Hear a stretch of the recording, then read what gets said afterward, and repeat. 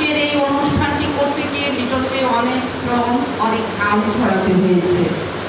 সে অনেক অসুস্থ, তারপরে এটি করেছে। তো আমি আসলে কবিতা পড়ার জন্য আমাকে ডেকেছে, কবিতা আমি পড়বো।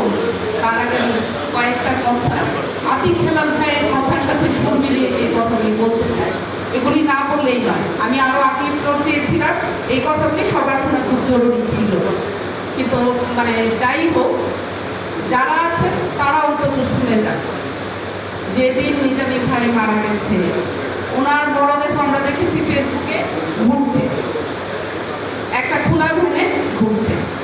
তো আমি লিটনকে মেসেজ দিয়েছিলাম যে এটা কি করে সম্ভব, কেন হয়েছে, কি হচ্ছে, এটার পিছনে তদন্ত করা দরকার। লিটন বলেছে আবার চুপ করে থাকেন, সময় অবস্থ হবে। হ্যাঁ, চুপ করেছিলাম।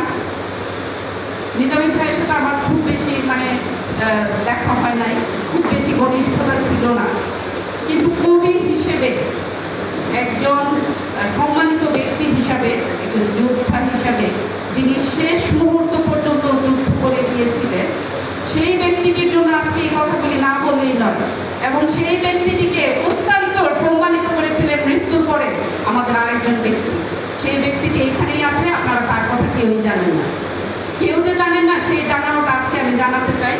আমার পাশে দাঁড়িয়ে আছে আমার আব্বা, শ্রদ্ধা আপা, উনিও একজন লেখক। ওনার নাম সৈয়দা রাজিয়া সুলতানা সিনহা। ওনার ছেলে রংপুরের ডিসি ছিলেন বিগত নির্বাচনের আগে উনি মন্ত্রণালয়ে চলে এসেছে। কিন্তু নিজামী ভাই যখন মারা গেছে, লাশ যখন এভাবে ঘুরছে সারাদিন, কেউ তার দায়িত্ব নিতে চাচ্ছে না। আর যে কবির কথা বলা হচ্ছে, ধ্রুবর কথা বলা হচ্ছে, ধ্রুব সেদিন কতটুকু ভূমিকা রেখেছে আমাদের দুইজনের চেয়ে কেউ বেশি জানে না। এই আপা সেদিন তার ছেলেকে মন্ত্রণালয়ে 100 বার 14 বার ফোন করেছে, ফোন করে বলেছে যে তুমি যেভাবেই হোক এই লাশের হয় পোস্টমর্টেমের ব্যবস্থা করো, লাশের দায়িত্ব নাও, লাশকে ঠিক মতো ঢাকায় পৌঁছায় দেওয়ার ব্যবস্থা করো। দায়িত্ব নিয়েছে এবং ওনার ছেলে সচিব সাহেব ফোন করেছে রংপুরের ডিসিকে, ডিসি সাহেব তারপরে সেই দায়িত্ব নিয়েছে। দায়িত্ব নিয়ে নিজামী ভাইয়ের লাশটাকে ঢাকায় পাঠানোর ব্যবস্থা করেছে সসম্মানে। এই কথাটি কেউই জানে না, কেউ না। একজন ব্যক্তি এই কথাটি আজকে উচ্চারণ করে নাই, কারণ এই কথাটি কারো জানা ছিল না। এই জন্যই আমি এই ফ্লোরটা চেয়েছিলাম যে এই কথাগুলি যখন অডিয়েন্স ভর্তি মানুষ ছিল, তখন এই কথাগুলি জানানো দরকার ছিল। কেন?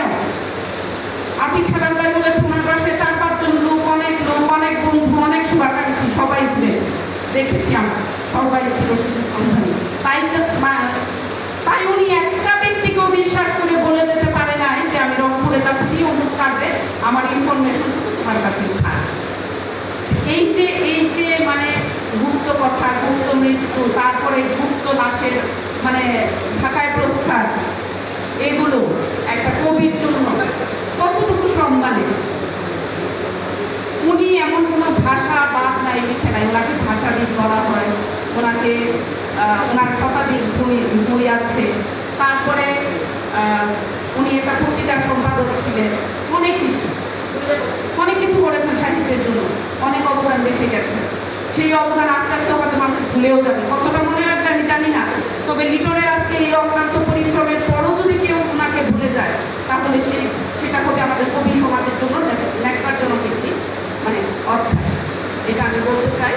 তো আমরা আমাদের এই ব্যক্তিটাকে আবার ওইখানে দরকার নাই, হ্যাঁ, এই মানুষটা অনেকগুলো ভূমিকায় প্লে করতে পারে। সে কখনো মা হতে পারে, কখনো বোন হতে পারে, কখনো কারো বন্ধু হতে পারে। এই 3টা ভূমিকায় থাকতে পারে। ওনাকে দেখেছি অলওয়েজ এইভাবেই মানুষের পাশে থাকে। ওনার ছেলে সচিব, আরো 2টা ছেলে আছে, ওনারাও প্রতিষ্ঠিত, কিন্তু নিরহংকারী এই মানুষটি অক্লান্তভাবে সেই দিন নীরবে কাজ করে গেছে। সেই জন্য আপনাকে অনেক কৃতজ্ঞতা, অনেক ধন্যবাদ। যদি সুখ সভা না হতো তাহলে বলতাম আপনার জন্য একটা করতালি আপনারা দেন, তো সেই কথাটি আমি আর বলবো না। সুখ সভা, ওনার জন্য আমরা সবাই নিজামী ভাইকে আমাদের অন্তরে ধারণ করবো, আর সাথে আমাদের আপার কথাটাও আমরা আজকে জানলাম। সবাইকে অনেক ধন্যবাদ। আমি আসলে কবিতা, নিজামী ভাইয়ের একটি কবিতার মাত্র 4-5টা লাইন পড়বো।